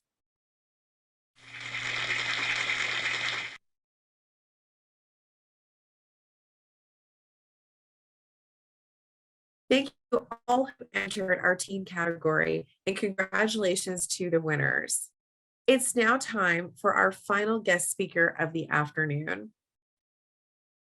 Malaka is a journalist, cartoonist, and graphic novelist. Her comics and writing have been published in NPR, the LA Times, Catapult, the Seventh Wave magazine, the Nib, Saveur magazine, the Believer magazine, and the New Yorker. She's been profiled in the Washington Post and the New York Times. She's the author of the graphic memoir, I Was Their American Dream, winner of the 2020 Arab American Book Award, and It Won't Always Be Like This, which is releasing later this month. By day, she works as an editor at NPR, reporting on global health and development topics such as humanitarian aid and gender and income inequality. She lives in Nashville, Tennessee. Please welcome her. Hello, everyone. Congratulations to all of the winners. I am so jealous that you are you were miles ahead of me when you're like at your age than when I was a kid. I certainly was sort of a late bloomer to comics, which is, I guess, the theme of the, well, it's a likely story for a lot of cartoonists. I'm gonna go ahead and share my screen. I think it should be over, hold on just a moment. This should be it. Do you see my presentation? We see your desktop. You see my desktop. Oh, I'm so bad at this. Stop share. There it is. Okay, let me do this again. Share screen. Okay, I think you should see it now. Do you see it? We've got it. All right, so I want to talk to you about why you should keep a diary and how it can be used as inspiration in your comics. And this is particularly important to me because I am a memoirist, so I tell stories about myself and my family. So I'm just gonna get started. All right, so this is my congratulations to you, all the winners. Very proud of you. And I loved hearing the other cartoonist speakers too. That was really great. And Josh, I loved your presentation. All right, so I am the author of two graphic memoirs. One is called I Was Their American Dream, which is about me growing up as a Filipino Egyptian, first generation American in Los Angeles and spending my childhood summers in Egypt. It's mostly about my identity and my relationship to my race as I age. So I examine how I feel about being Filipino Egyptian from basically like, maybe like 10 years old to age 30. And I learn very slowly that, gosh, I haven't been proud of myself and my culture, and I don't know why that is. So I sort of re-examine why. And then my new book, It Won't Always Be Like This, is about all of my childhood summers in Egypt. And instead of being about identity, it's more about how I created a new relationship with my stepmom and my siblings. My dad moved to Egypt and remarried, and I sort of had this new life thrust upon me, and I kind of had to figure it out in a totally different country context. So that was crazy. And as I said, I'm a memoirist, so a lot of the people a lot of things that I write about are about my mom and dad, my uncles, my aunts, my grandpa and my grandma, my stepmom, my siblings, my husband. And in order to remember this vast information from my childhood, how do you think that I do that? I will tell you that in a moment, but first I just want to sort of quickly talk about some of the other comics that I make, which is I do all kinds of science comics for different publications, and I write about identity and do these little doodles for NPR, Los Angeles Times, and The New Yorker. I'm a journalist by day, so in addition to doing memoir comics, I also do these other types of comics, humor, journalism, that type of thing. Anyway, back to it. This is me when I was 14, and I never was formally trained to be a cartoonist. I don't really have a great style. You can take a look at my style here. It's pretty simple. I have like a very simple cartooning style, and you'll notice from this conversation that my style hasn't really changed much since I was a kid. Maybe it's a little bit cleaner, but anyway, moving on. I loved doodling in my notebooks and drawing comics in my notebooks. Here's some of the first comics that I did as a kid. Literally looks the same. My comics that I draw now literally look the same. This is a comic that I made when I was like maybe 15 years old. But I basically just was an avid diary keeper. And this is on the left is a picture of my comics. I mean, my diaries from age 9 to age 21. And they're really, really thick. So it doesn't seem like it's a lot of books, but there's a lot in there. And I also was really interested in making little magazines for myself. And I found that I was able to remember all these details for my memoirs because I kept such mundane record keeping about my daily life, my crushes, what I was eating, who I hated in school, what my mom was up to, what my dad was up to. All that information is in there. All these highlights of when, I got my first kiss, et cetera, et cetera. It's all in my diary. And so giving you a sense of insight of what's in the diaries, I did a lot of like collage. It's photos, it's like little doodles around and like little illustrations and a lot of like written bubbles. that still contributes to my style today. Anyway, moving on. I use a lot of my comics in my, my illustrations and my drawings from my old diaries in my comics today. So I'm 36 years old and I'm pulling from stuff that I drew when I was maybe 12 or 13 years old. This is a watercolor illustration I did when I was maybe 14 years old. And I ended up just literally putting it in my book, my new book coming out.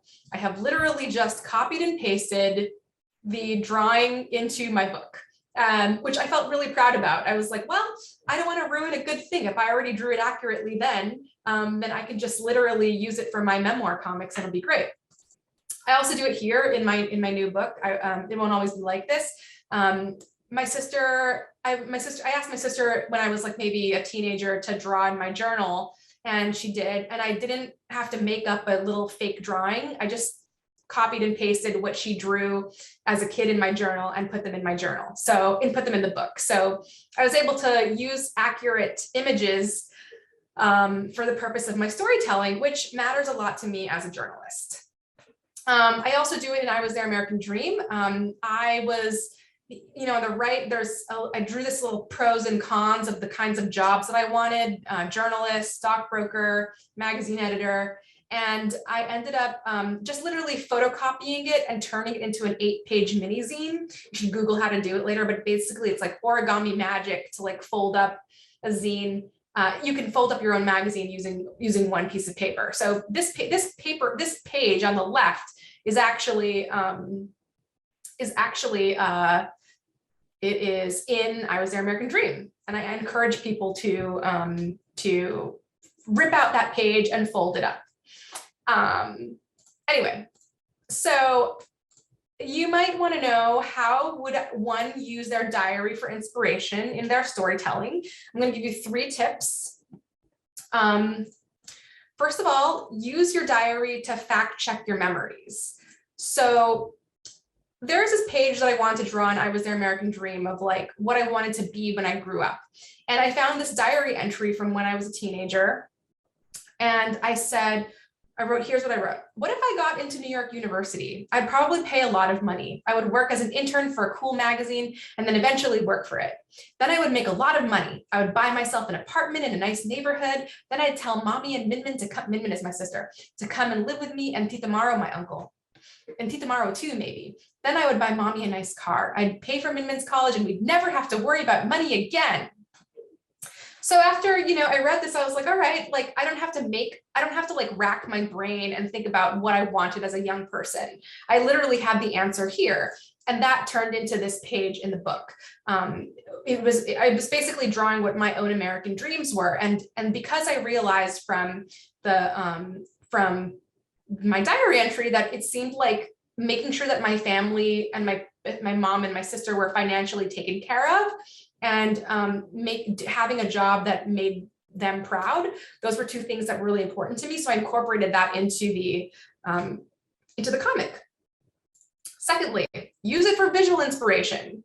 So again, this was a moment when I was a teenager where I was like just watercoloring what I saw in front of me. This is in Egypt, in a town called Marsa Matruh, and the color of the water is unfreaking real. It's like aquamarine blue.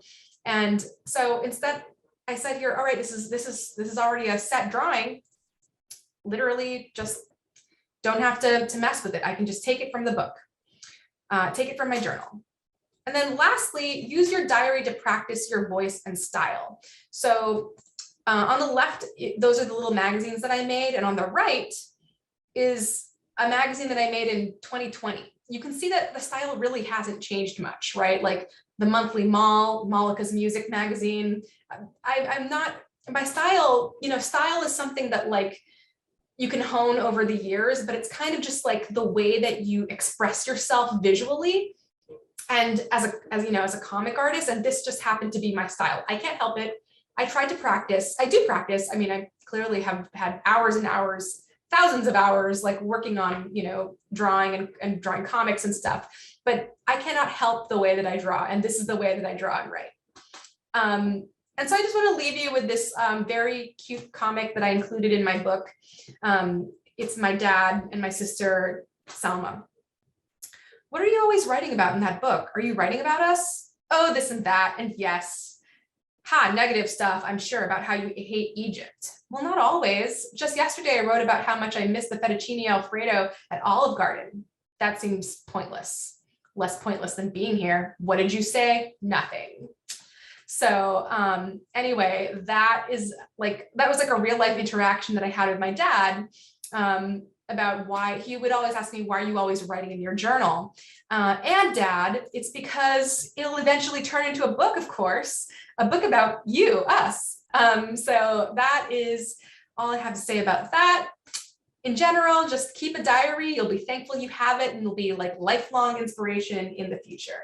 So I'm going to stop my sharing my screen, and I want to show you my journal from when I was a kid. I'll read you a random page just for fun. Oh no, it's about my crush. I'm not going to read that. Oh, here is February 10, 1999. Today was a big hit. Everyone loved my clothes. Okay, here's the bad news. Michael is super nice to everyone. And I think he said that he liked Casey today and not me. So I don't know if I'm ready to draw that yet. I don't think that I've moved on from Michael, apparently, my crush, but maybe someday. Thank you all, and congratulations again.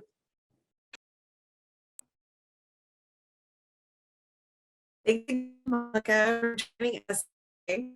I absolutely love his music magazine. I'm a big Elliott Smith fan myself, so I spied what you wrote there. So thank you so much for sharing that and for sharing your journey. Cannot wait to read the upcoming graphic memoir. It won't always be like this. Congratulations on that, and that it's coming out in just a few short weeks. Please remember, all of our speakers will be participating in the live Q&A in just a few minutes. So if you have any questions for our distinguished creators, please put the questions in the Q&A. And now we're going to have our final age group, and it's time to announce the adult winners. So our honorable mention goes to James Day and Samuel Kim for the entry entitled Bootstrap.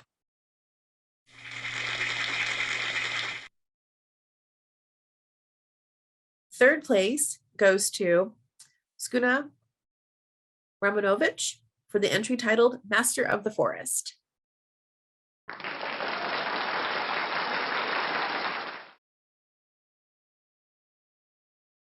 Second place goes to Katrina Yuan for the entry titled Cryptid Contact, featuring the Fresno Nightcrawler.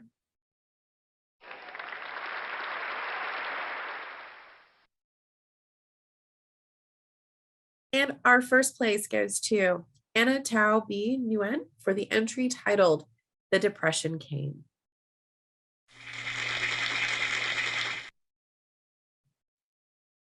Thank you to everyone who entered into the adult category, and congratulations to all of the winners.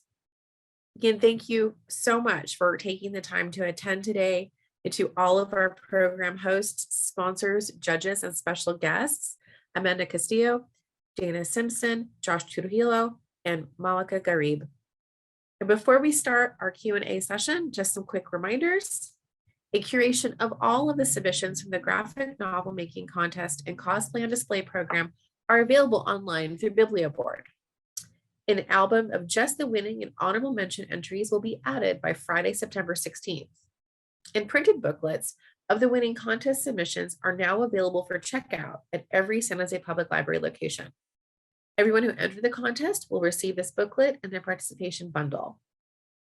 Participants and winners of the graphic novel making contest and participants of the cosplay on display program, please remember to pick up your prizes as soon as you're able to from the SJPL location you chose on the prize pickup form. And please keep an eye out for more graphic novel programs and activities coming up later this year by going to sjpl.org/graphic novels. Once again, congratulations to our participants and winners, and thank you for joining us. We look forward to seeing you again next year. And our Q&A session will be starting in just a moment, so I hope you can join us. Kyle Burkett, graphic novel making contest coach, will be moderating the questions. So Kyle, please take it away. Hey, everyone. Thank you, Michelle. And I just want to invite all of our speakers to flip their cameras on again. And so we don't have a ton of time for the Q&A. It went a little long today, which is not a problem because I think we all, we had a lot to take away from your presentation. So we really appreciate that you were all able to join us and do that. So I'm going to keep it simple, and we'll just address one of the questions that we got from one of our participants named Kyo. And so what advice would you give to young comic artists and artists overall? So just a very basic question, but if we could maybe just start with Amanda, and I'll give you all an opportunity to answer that question. Yeah, for sure. I think for me, it's like I talked about it in the presentation, but like the biggest thing for me was just know what you like and make what you like. Like, I feel like your voice is going to be the strongest when you have like the most passion for something. And you can always do a lot of like technical and skill building stuff. But what you like is always going to be unique to you. So I think just like remembering who you are and like what you're interested in and what you want to say. And I think that's my biggest advice. Great, thank you. Can I pass it over to Dana? And if you would answer the question for us. I think that what they said was, you see and hear me, right? Yep. I'm paranoid about my setup working. No worries. I think what they said was really good advice. I would add to that the artists who make it doing this are not necessarily the ones who are like the best right out of the bat. It's the people that don't quit. It's the people that, love it enough that they continue doing it, and eventually opportunities present themselves, things work out. So I guess I'm advising persistence. If you really love it, if you really want to do it. I was told that I was supposed to have a plan B, like, oh yeah, it's hard to be a cartoonist, it might not work out, whatever. People were always like, manage your expectations, but it was the only thing I ever wanted to do. So I just kept trying and trying and trying. And now I get to draw unicorns every day and get paid for it. And if I had given up when it looked like things weren't working out, which was true many times for a very long time, I would never have gotten to do that. So yeah, my advice is persist. Do not quit. If you love it, keep doing it. Great, thank you. Josh, do you have anything that you'd like to add? Yeah, I guess something I didn't say in my speech was kind of, I think when I started out, I didn't feel like I was a real comic book creator. I didn't feel like my work was like good enough for me to be considered like a professional. And like I see sometimes on social media, people will put like, I'm an aspiring artist, I'm an aspiring writer. And if you're writing, you're a writer. And if you're drawing, you're an artist. And that's that. You are just as valid a creator as someone who's published 100,000 books, And so I would like try not to be down on yourself. Just try to remember that you're a creator too, and your work is valid. Thank you so much. Malaka, do you have anything that you wanted to add to that? Yeah, I've been thinking a lot these days about this quote from the actor Mads Mikkelsen about how everything that he does is important. He makes everything that he does the most important thing. Every project that he has to do is the most important thing, because if we think of all the work that we do as important, that eventually creates a career, like in the long term. It's if everything that we do is something that we put all our attention and focus on, and we do the best that we can, instead of thinking about like every little bit, every little project, every little comic being a stepping stone to my success, it's more like every comic that I do is something that I'm going to do my very, very best in and be excellent in. And strung all together, I can be proud of the work that I've done over a long period of time. So make everything that you do important, even if it's a little tiny zine for yourself, a little comic that's just 4 panels. That is the most important thing. Everything's important, and don't don't think that it's just, just a little throwaway thing. No, that is you. You're putting that love and heart and soul into it. That's great. Thank you very much. Okay, so we have another question here from Kyo. So where do you get your inspiration from, and what advice do you have pertaining to inspiration particularly? And Amanda, since we started with you before.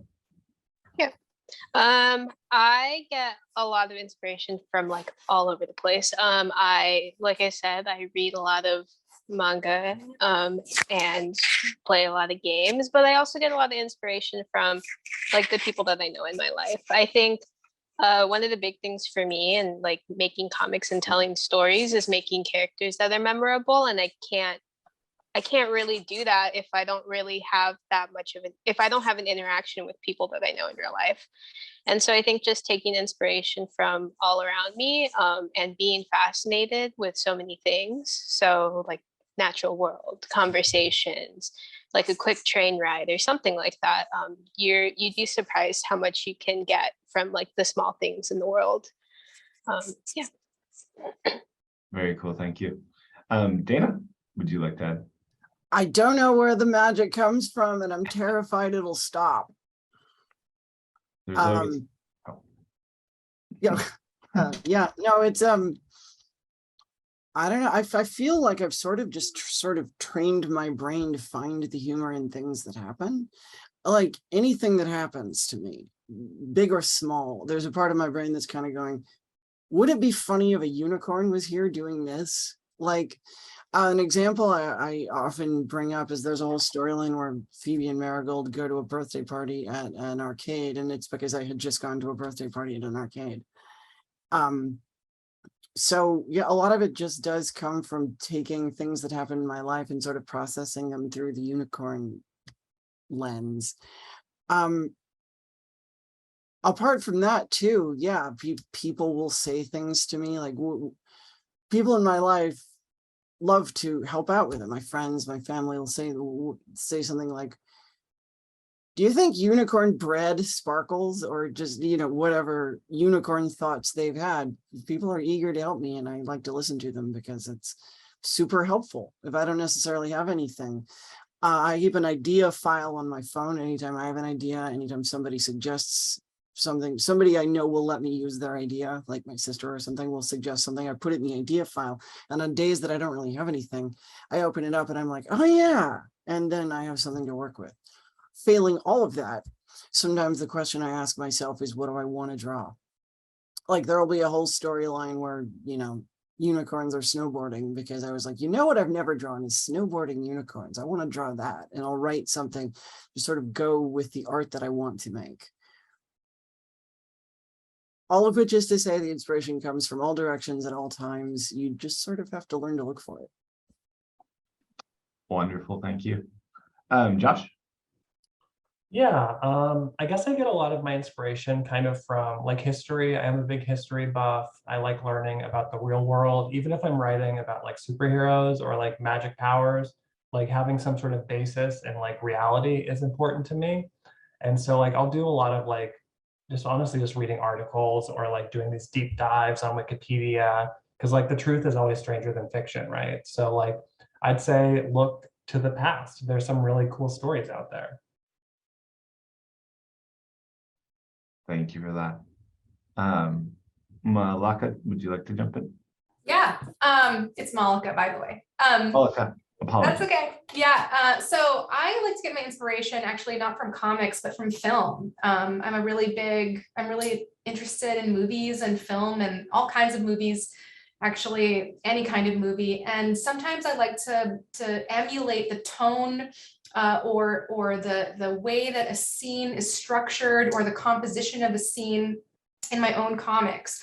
I know I have a really light and airy style that's very sketch-like, but sometimes I like to mix the high, low. If I'm watching a foreign film, I'll like sort of thoughtfully try to recreate it in my very, quick ink drawings. So that is seriously where I get my inspiration from. Thank you. So I think that that's a good segue into another question that we have here, which is what are major artistic influences in your works, and or what artists impacted you artistically? So why don't we just the same order, Amanda?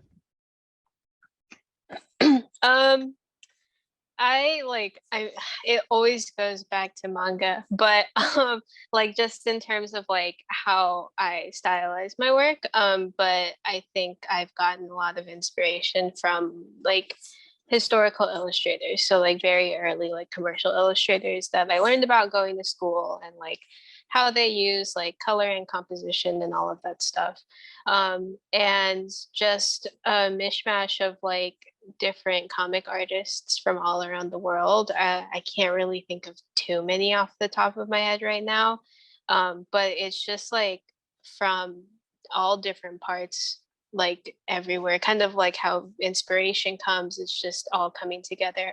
But I think currently the one artist who is like a huge inspiration on me right now is the author of the series Witch Hat Atelier, Shirahama Kamome. And I think like her work is really beautiful and her line work is really beautiful, and just like everything about it as a comic, and paneling and whatnot is just gorgeous. And I know she takes a lot of inspiration from like the Art Deco period.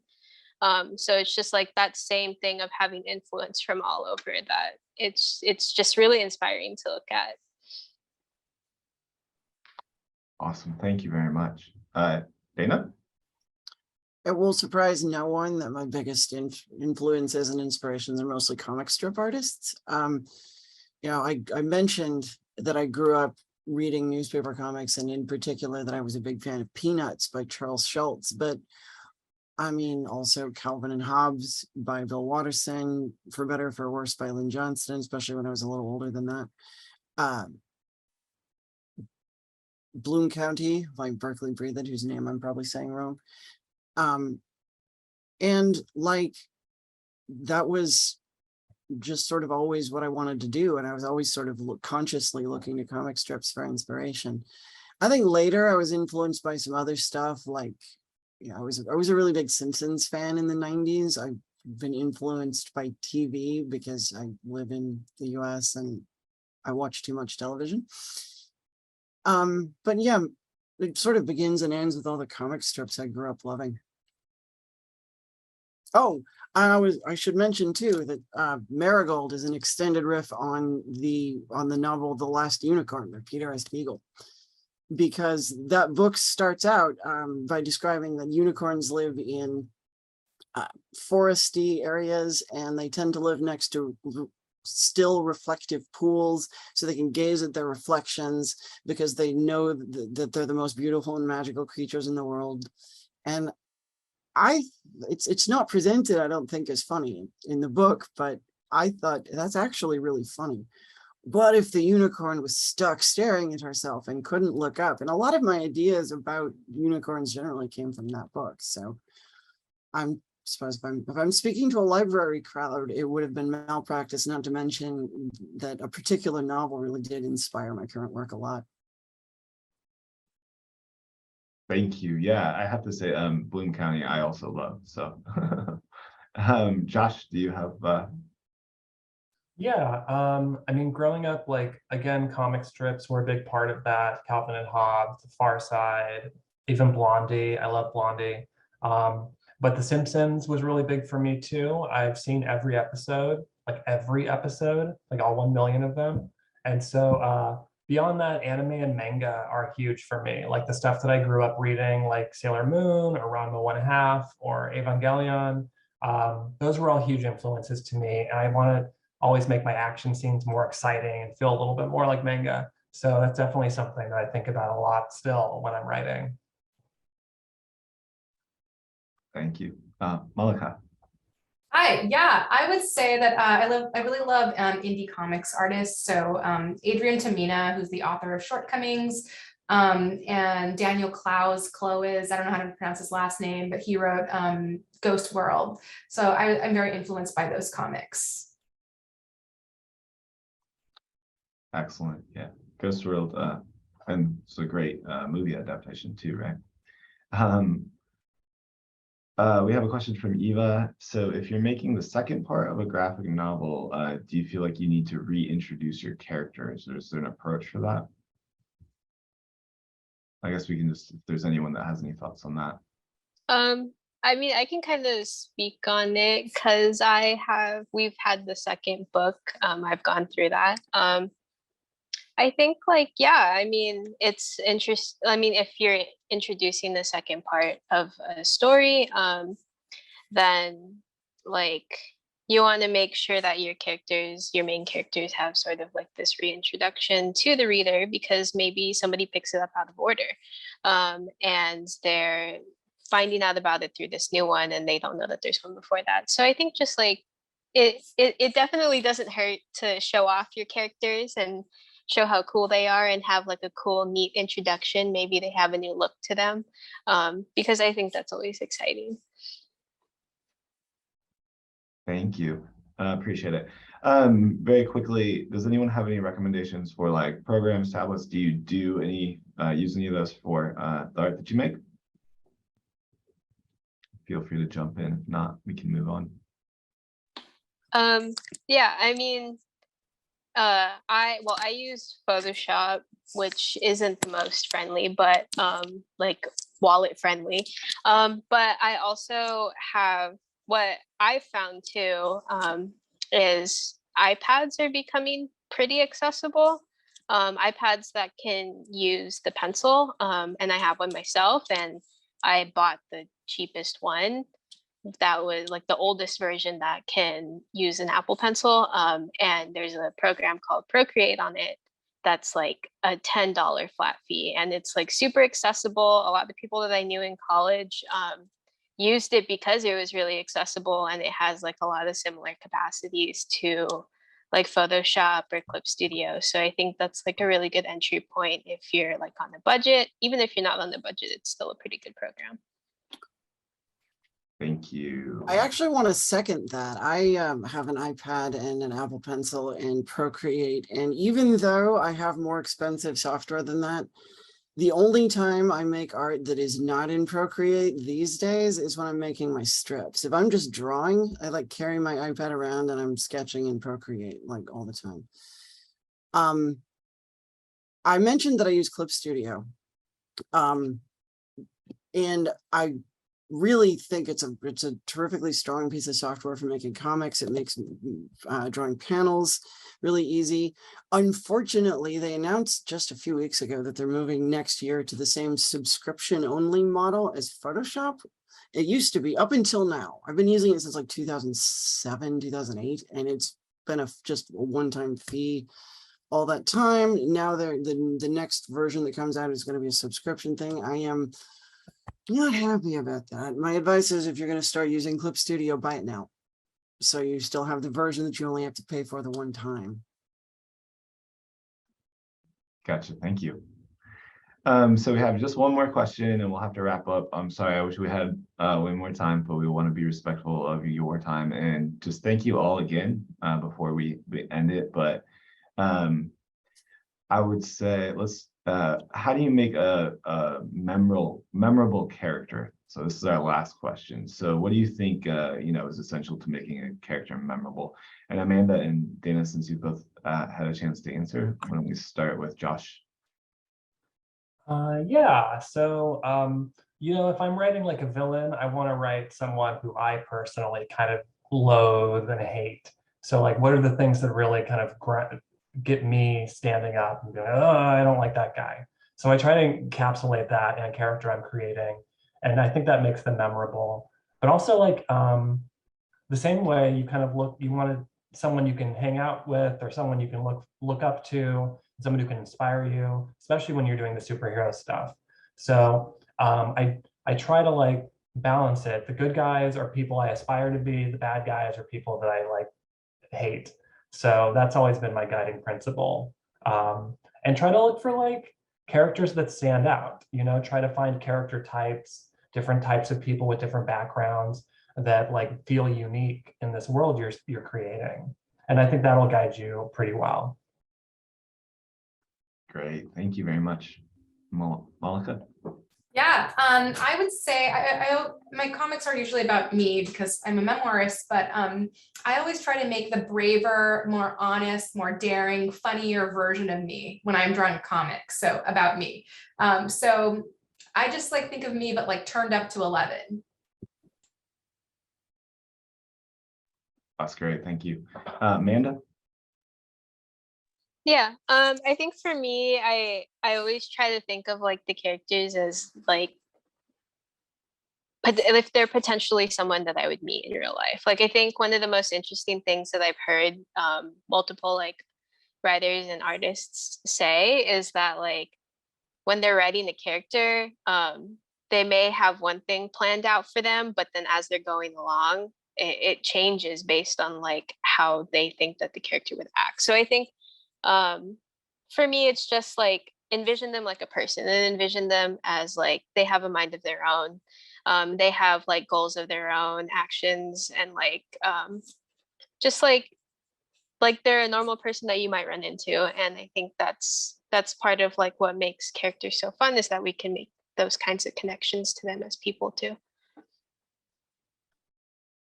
Thank you. Dana, so for our last answer for the session. I have based a lot of my characters on people I actually know, or like Phoebe is a self-portrait. Phoebe is just me. Max is my spouse. Dakota is my sister. She wasn't even supposed to be. I didn't even plan that one. Dakota just sort of, as I was writing her, my sister was like, hey, I like her. And then she sort of started being the person that I was basing that character on. And I sort of look at the people in my life and ask myself, like, what's interesting about them? Why do I like this person? Why don't I like that person? What's interesting about people in real life can become what's interesting about characters in fiction. They don't have to be like, portrait of that person, but we've all got a lot of people in our lives. And what's interesting about real people is also what's interesting about fake people. And what's relatable about real people is what's relatable about fake people. So just study people. People are your best resource. That's great. Thank you. Yeah, I wish we had more time. I want to thank you all again for presenting today and joining us for this event, the 14th graphic novel making contest that we have had.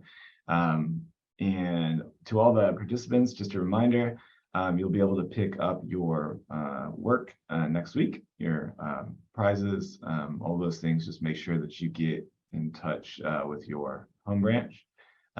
Whatever the preferred pickup location that you selected when you submitted, that's where you will go to get your materials. And so I will just say thank you to all the staff. Thank you to our MC, our Deputy Director, Michelle Ornott. And thank you to everyone today for helping with the Zoom and with the event. So to everyone at the watch parties out there at all of our different branches, keep making comics. Be persistent, I think, is the theme from our panelists today. And we will leave it on that. So thank you very much. Everyone have a great afternoon. Thank you. Bye. Bye. Thank you so much. Thank you.